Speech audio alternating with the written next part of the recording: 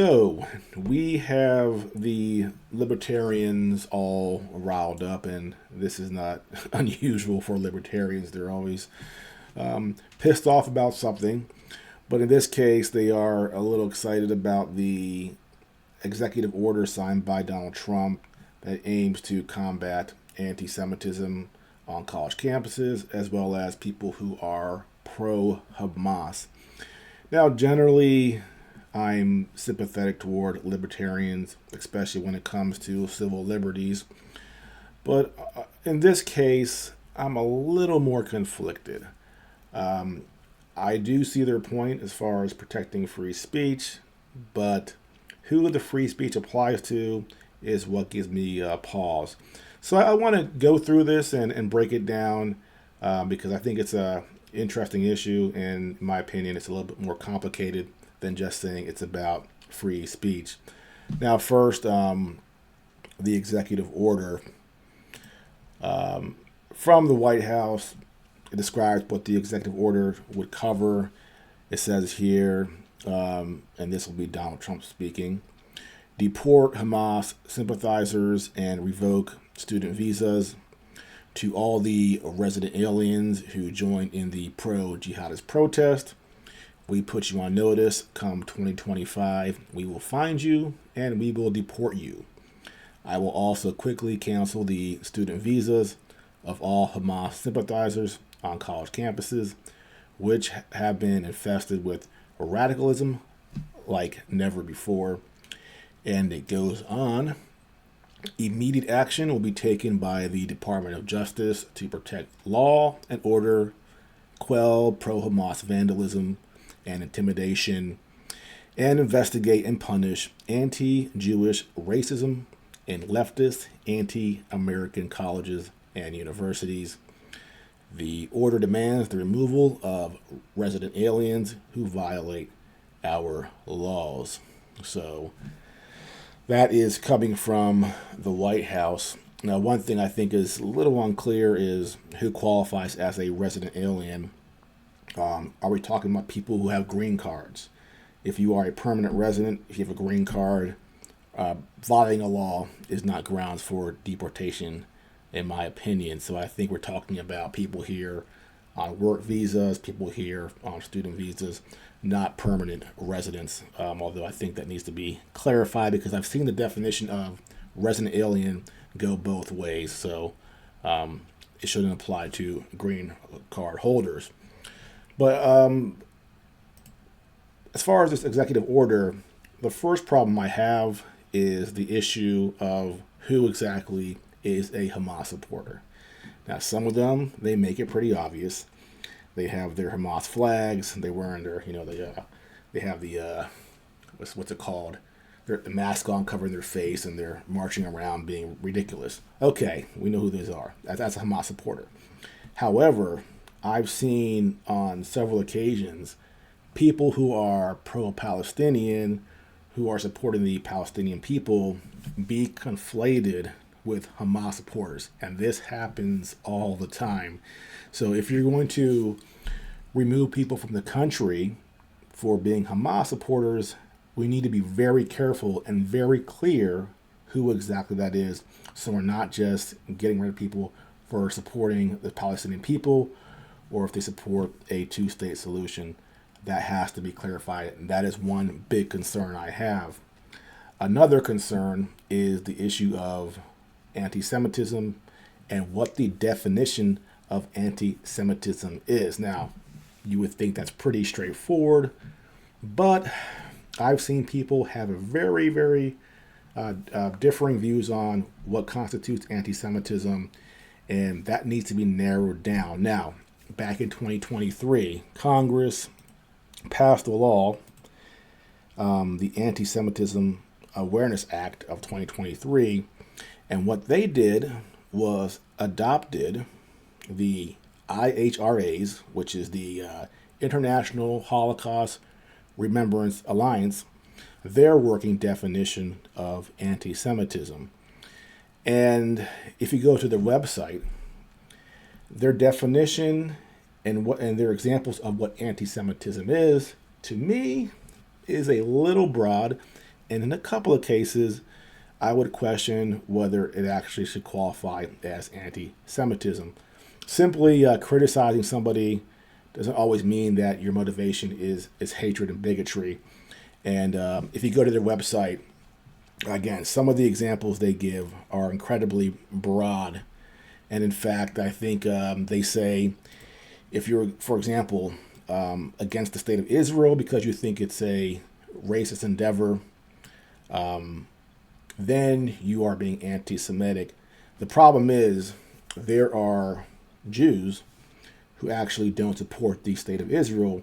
They themselves say that Zionism is supremacist in nature, and that the Jewish people don't need a physical state in order to exist. So there is differing opinions in the Jewish community with regards to anti-Semitism. With regards to Israel. So saying that somebody is anti-Semitic for not supporting Israel, again, that's a problem because that includes a lot of Jews. So if we don't have a clear definition of anti-Semitism, supporting this law that removes people from the country for that, I think, is problematic. So that has to be clarified. Now, the issue of free speech. Again, libertarians would say that this is a violation of the Bill of Rights, and that even people in this country who aren't citizens, the Bill of Rights applies to them. Well, does it apply to them all the time? And the answer is no. For example, the Second Amendment, your right to bear arms. If you are a non-resident, if you're here on a non-immigrant visa, you cannot purchase and possess guns in the United States. Now, is that a violation of the Second Amendment and that person's rights? Well, technically it is, I guess, right? But I haven't heard anyone make the claim that we should allow people who are here on visas, student visas or tourist visas, to be able to come here, walk into a gun store, and buy an AR-15 semi-automatic rifle. No one supports that. So we aren't consistent with this idea that people here who aren't citizens or permanent residents have the Bill of Rights apply to them completely. We're not consistent on that. And so I would question whether or not this issue of free speech would apply again to non-immigrant visas, people here who are students. And another issue I have is that should we be allowing or should we tolerate people who are here because we allowed them to come here? We gave them the privilege of coming here. Should we allow them to come to our country and organize protests against the actions of our government?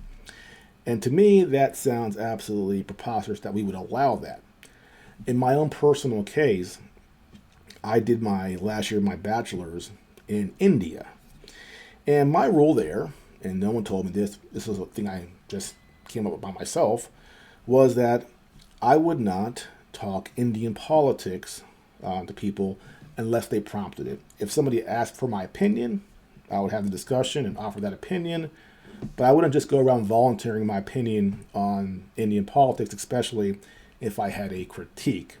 I was very sensitive to who I was. I was a guest. It wasn't my place to go there and criticize them, much less protests carrying the flag of another nation. So imagine going there and walking around with the Pakistani flag and protesting on a college campus against the Indian government holding a Pakistani flag as an American citizen, not an Indian. I mean, it just sounds ridiculous to me. But we in the United States, we have our arms open to the entire world. We have people coming in from here from all over the place, and they protest. They protest our government, and we simply allow it.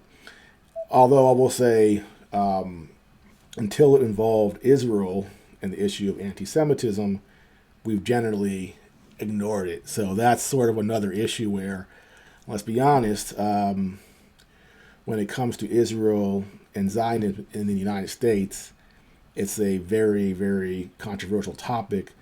that you have to be very careful with. We know, for example, these universities, these like Columbia and others, these Ivy League universities, they get a lot of their funding from wealthy Jewish billionaires, and those billionaires did threaten to remove their funding if this issue wasn't addressed. So the Zionist lobby in the United States is very strong as far as their influence on Congress and as far as funding for these universities. So there was much more pressure to act, and that is what happened, with this bill that would ostensibly combat the people who are pro-Hamas and people who are spreading anti-Semitism. So, but irrespective of what people are protesting, whether it's Israel, whether it's Ukraine, Russia, whether it's Taiwan, China, I don't want any foreigners who are here on a student visa to come to our country and to protest our government. It does not sit well with me, irrespective of what they're actually protesting. So I don't like seeing that.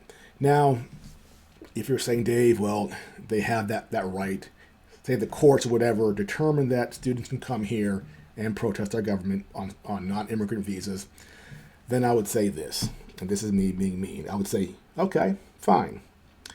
Visas. No one's entitled to a visa. If we have a problem with people coming here and protesting the U.S. government and being ingrates, I say, let's stop handing out these visas. No more, you're cut off, stay in your own country. No more coming to the United States as a guest just to spit in our faces. And that's kind of what it feels like.